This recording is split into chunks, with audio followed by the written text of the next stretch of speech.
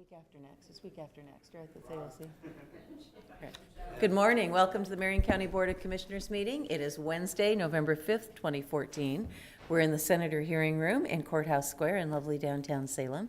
And we always begin our meeting with the Pledge of Allegiance, so if you would join us. I pledge allegiance to the flag of the United States of America and to the republic for which it stands, one nation under God, indivisible, with liberty and justice for all. So we have a fairly short meeting this morning. We begin with public comment, and the list says none on it, and I'm looking out in the audience, and I don't see anyone here I don't know, so I'm assuming everyone else is here for other things. We have a consent agenda. And Commissioner? Yeah, Madam Chair, I'll move the consent agenda. First, under Community Service, approve an order reappointing Bunny McNett to the Oregon Garden Foundation Board for a term ending October 31st, 2016. Under Finance, approve an order reappointing Patrick Vance to the Budget Committee for a term ending June 30th, 2017. Approve, also under Finance, approve the sale of tax foreclosed property located at 255 West Hayes Street, Woodburn, and sign a contract of sale with the purchaser. Under the Health, approve Amendment Number 5 to Catholic Community Services contract to add $94,770 in funding for Access Initiative services. Also under Health, approve an intergovernmental agreement with Mid-Valley Behavioral Care Network for $228,595 to provide 2 county staff for services.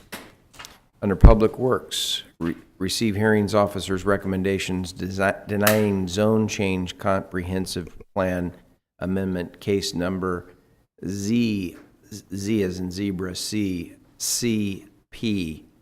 14-004 Kinks versus clerk's file number 5689. Under Public Works, schedule a public hearing to consider solid waste collection rates for November 24th, 2014 at 5:30 here in the Senate hearing room. I will second the motion. Any discussion on any of those items? All in favor say aye. Aye. Those are approved.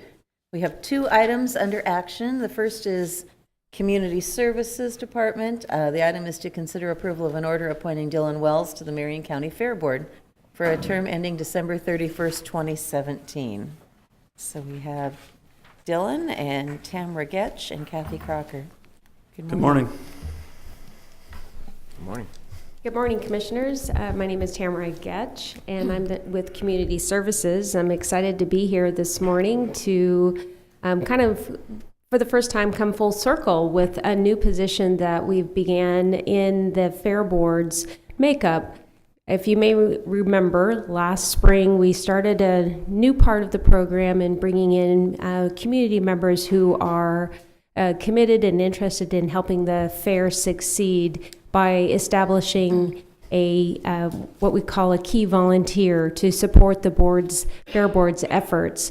Dylan was our very first key volunteer appointed in that position, and unfortunately we had to lose one of our Fair Board members this last month due to a job requirement that enabled her to participate. But fortunate for us, Dylan was able to then come forward with board support and to fill Karen's position. He will take her position through the end of December, and we just submit that to you for consideration this morning. You've had the pleasure of meeting Dylan before when we appointed him as a key volunteer. He is a family farming, has a family farming organization, has been really key to the fair and has committed himself to the fair in the past. So I think this is a great appointment, and I'm really excited that he's here. The Fair Board really could not succeed without our volunteers. Unfortunately, Sam Brentano is not here this morning. Apparently, they are family friends, and he was afraid that if he would get get ridiculed if he wasn't here this morning. But now Sam's not here, so You can ridicule so Sam. I'd like you to meet again, Dylan. Good morning. Good Good morning. morning, Dylan. So tell us what your perceptions were of going through your first county fair, what you worked on, what your plans and hopes are for being a fair board member. I'd worked on the fun run, helping set up, and I got to spray kids down with a water hose, which was very enjoyable. I had worked on kind of arranging a flash mob at the county fair. I was unable to see it, but heard it went well. I'd kind of walked the grounds and just kind of got a bearing on what was going on, learning. Very good. You have questions for Dylan? Yeah. So Dylan, thank you for your service. And maybe a question about the formality of the appointment. Tamara, I think you said till the end of the year. However, the action item says till December 31st, 2017 on our agenda. I think it should be through the end of, he should be fulfilling the term for Karen, who is our resigned member, and then we'll come before you again for full recognition. I understood that order was going to be changed a couple of days ago, so I'll double check that and make sure that you have the right order before you sign. So that's usually how this works, is we fill that up and then move forward. Well, the order says 2015, so the agenda says Okay. 2017, Okay, right. and the order says 2015, Okay. so is that So- correct? So It should be filling in Karen, so it should be the 15th. Okay, Yes, great. my Okay. apologies. Got it. So, Madam Chair, just so I'll just make a motion to consider approval of an order ordering Dylan Wells to the Marion County Fair Board for the term ending December 31st, 2015. All right. And I will second your motion. So the motion is to approve the order appointing Dylan Wells to the Fair Board. Any further discussion? I guess I have one question for Tammy. Are we going to now get more key volunteers since Dylan is now on the board? Yes, we already have, we just appointed one earlier, like I Right. think it was last month. Right. And we have another individual who's already expressed interest to be a volunteer, key Ex- volunteer for this coming year. Excellent, that's good. We need to keep those volunteers coming because I think this was just a really great example of where you had someone right there and they knew the fair and they knew they wanted to do it and you knew that they were dependable and skilled and all of that. So this is great. Any further discussion? Yeah, thank you, Madam Chair. And Dylan, so this is what I found out about Commissioner Brentano when I was at the Marion County Fair, not this year, but the year before. He said he had to take me over and get an ice cream cone and then follow him. And everybody in the pig barn was related to him. So, Yeah. Yeah. so you can Same. ridicule him because he's not here today. Right. Yeah. Amazing. There's actually, I think, a Samantha Brentano that shows in the fair, right? So Yes. I coached over at St. Paul track and field, and so I got to reacquaint with some of the Brentano family. it's great. Great. All right, any further discussion? Those in favor of the motion say aye. Aye. Aye. You are approved. Thank you. Thank you. And there's a work night this Friday night, correct? Yes. So the fair is already working towards next year. Our second and last item on the agenda is under Contract Review Board, and we are considering approval of a contract-specific special procurement exemption as an alternative competitive process for the inmate telephone and recording system. So we have Camber Schlag and Megan Gonzalez, is that correct? So- Good morning, good Commissioners. My name is Camber Schlag, and I am the Contracts and Procurement Manager.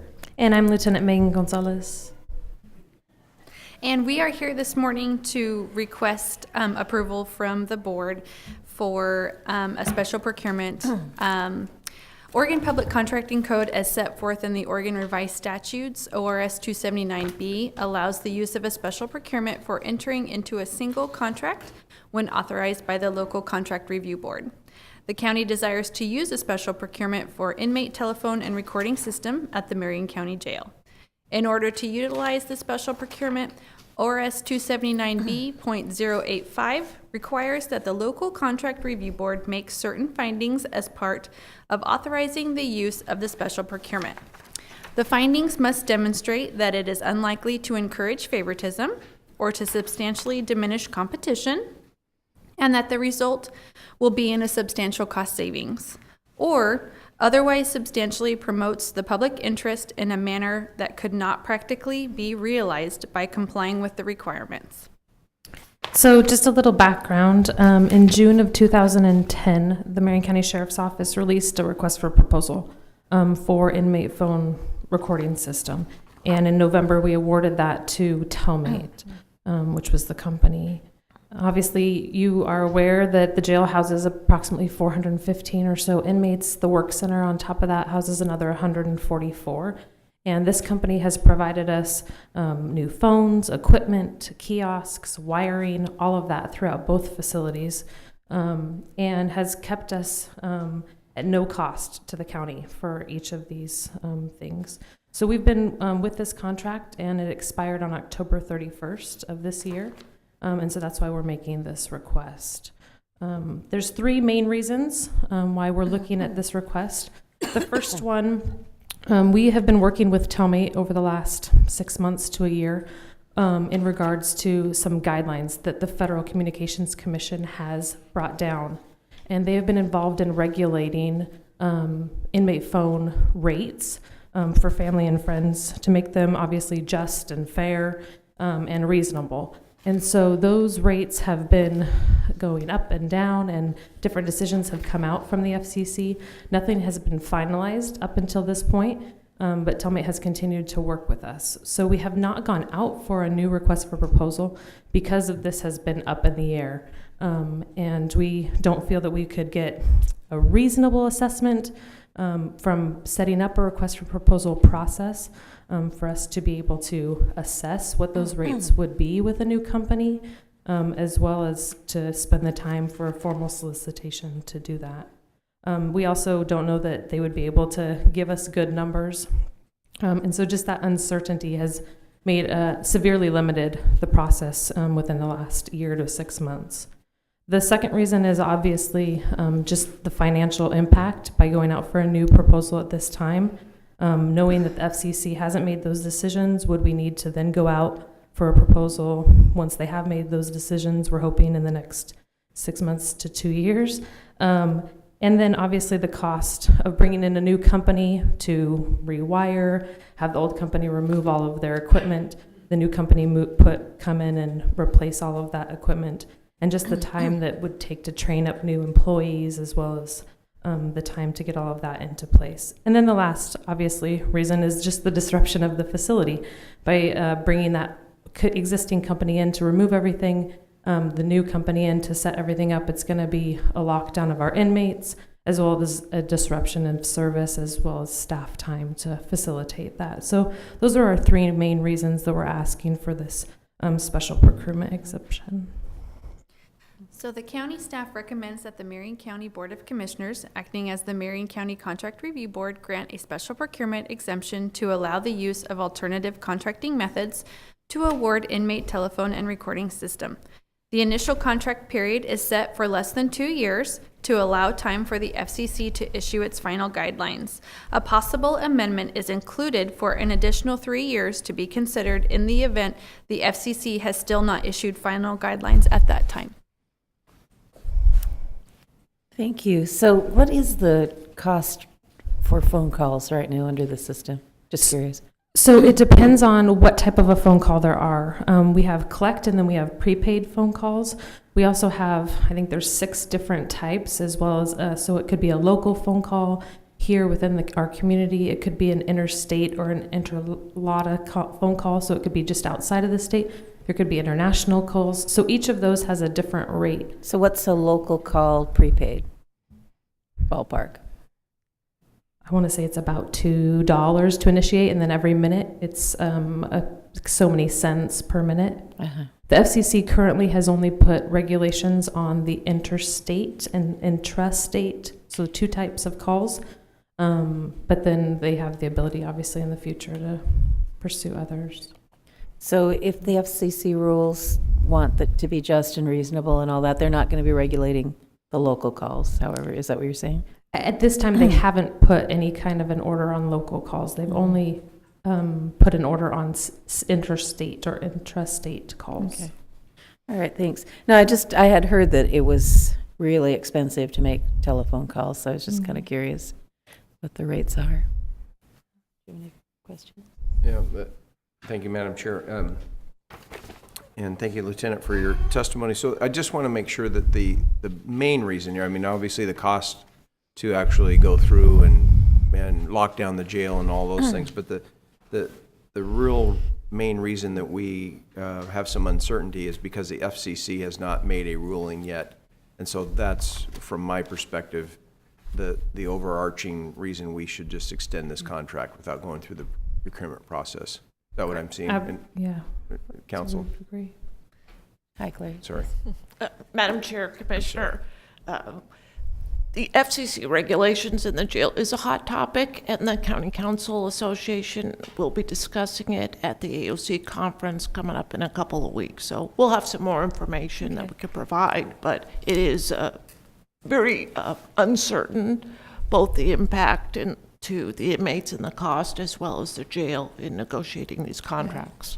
Yeah, I understand. It's complicated, and I know I think there's some money that comes out of the phone system, right? Is that going to the inmate fund, and then we use that to do other things? It's just, I mean, it's the balance between making sure people have connections with their family while they're there, that it's not so onerous that it becomes impossible for people to actually make the calls that they need to make, all of that. And I'm just kind of curious in thinking about if they're just doing the intrastate or others, how that balances out, because there's going to have to be some, what's the word, consistency or logic in, so that if the other rates went way down, you wouldn't want to have your local rates be higher than out-of-state rates or whatever. So I'll be interested to hear how this plays out. And one of the things they are looking at is the ability of jails to take or to charge a certain percentage that goes into that inmate fund. So that's something that's on the table. Right. Okay. So today we are talking about the very narrow issue of contract rules. But I mean, it's an interesting substantive topic too, which, as you've very expertly explained, and Commissioner Cameron has reiterated, that we are looking really at whether or not extending the contract will encourage favoritism, result in a cost savings, or if it's in the public interest, essentially. And so I think the explanation that you gave demonstrates that we are just extending this for a time because of the uncertainty of the federal rulings and then all the other things that you mentioned. So, Madam Chair, I'll move that we approve that the board order to grant an exemption for the county's public contracting rules to allow the special procurement for a public contract for service. okay, I'll second the motion. So the motion is that we will grant this exemption as an alternative competitive process for the inmate telephone and recording system. Any further discussion? Those in favor of the motion say aye. Aye. Aye. That's approved. Thank you. Thank you. And that concludes our action items today. There are no public hearings. We wish Commissioner Brentano well on his journeys, and I think will he be back next week? Yes. Yeah. All right. And I will go ahead and read the calendar, and then we can talk for a minute. Sure. All right. So this is the Wednesday to Wednesday calendar, November 5th through November 12th. We just concluded our board session here at the Senator Hearing Room.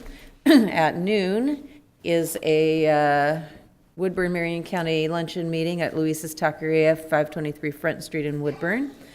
Next Monday, November 10th at 8:30 a.m. is the Commissioner's Calendar Review. That's in the Silverton Conference Room on the 5th floor here in Courthouse Square. And that's followed at 9 a.m. by Management Updates, same location. Tuesday is a holiday. And I noticed in Salem-Keizer, at least some of the schools are out on Monday, so it looks like people will have a nice long weekend coming up if they have kids in school.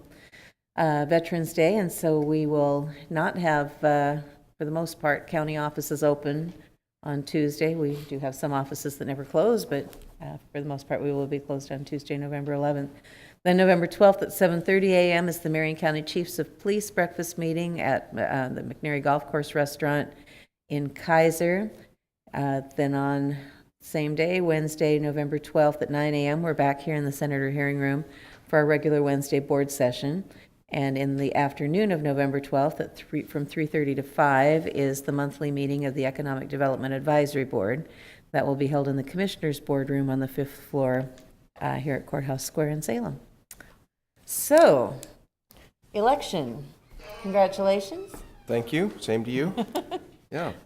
Nice to have it over, right? Yeah. Looks like we're on the same track together. Yeah, and well, it's what I've been telling people is that while we appointed you as commissioner and you served as a commissioner by appointment, we really kind of haven't felt like we can move quickly, you know what I'm saying, or move forward until it was official through this election. So now it's nice so that we can actually start working together. We have an all-day meeting planned in a week or so that we'll be taking a look at county services, how we're organized in the board office, how we're organized as a county, what kinds of goals we have for the upcoming year. And so it's really exciting that we are now past the election and we can actually, it's not like we haven't been working, I don't want to say that, but we can just get to work in a way that says we've got some stability moving forward.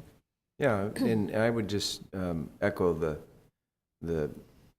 feeling of being able to move forward and on a longer term basis. That's a good thing. But I also want to say, based on both our elections and both our opponents and how positive Yes. campaigns they were, and it's great to be able to be a part of that and have the civility that took place and the honest back and forth that was very healthy. So I want to say to Carla and to Diana, thank you for keeping it that way. And I think that's an example of what people would like in other campaigns as well. Absolutely, and the fact that we have noticed this public hearing, I see Todd out in the audience, for solid waste rates on an evening meeting on a Monday is Part of the feedback. Is part of the feedback that we got through the campaign process. That was one of Carla's campaign issues. Why aren't we having public hearings at a time when the public can attend? And so we're going to we moved that from a 9:30 a.m. on the day before Thanksgiving is when it was proposed to a 5:30 p.m. on the Monday before Thanksgiving to allow the public more opportunity to participate. And the other thing I would say is that thank you for everybody who participated in the process of voting. It's important, and for our clerk's office and all the volunteers that worked really hard to put that together and put results together. And again, to the court administrator for allowing me to have jury duty this morning, deferred from this morning, so that we could have this meeting and take action till Monday. I think it's the 26th of January. I get to participate in that process again. Oh, very good. Yeah. Dee, my husband, just was on jury duty, but he was in there, saw the movie, and then they released him, so that was good. Yes, did you recall what the final tally was in terms of the percentage that voted in Marion County? It was something like 49%. 41. I didn't see 49. I thought it was 42, but I didn't. Was it What was 42? Really? Yeah, Yeah. it was pretty low. Yeah, really. 360,000, 70,000 citizens maybe, and 157,000 registered voters, and of that, 65,000 maybe? 65,000 people out of 350,000 citizens. Of course, those are women and children and men. Right. So it's interesting how very few people, the small percentage of the people that participate in the process, but I all was we can on, do is encourage people to get there. yeah, I was on the web last night, looking around for election results, and Oregon Live had maps of Oregon where they showed blue and red in terms of the counties that voted on various issues, whether it be legalization of marijuana or the governor's race or whatever. And it's real clear there's still 2 Oregons right now. I mean, it was amazing. There were something like just 5 counties that actually tipped the balance one direction. On the marijuana? On the marijuana, I think it was 7, maybe 7 counties. But on the governor's race, I think it was 5 counties. So there's, I mean, all of Eastern Oregon is red. Marion, Polk, Yamhill are red. So it's depending on the matter, whether on the candidate or on the measure. It was basically Multnomah, Washington, Clatsop, Lincoln, and Benton, and Lane. And on the marijuana one, I think it was Jackson, Columbia, maybe Hood River. And then the rest are all the other direction. So it's just, it'll be interesting to see how things play out in the legislature, particularly now that there is more than just a slim majority of Democrats, slim Democratic majority in the Senate.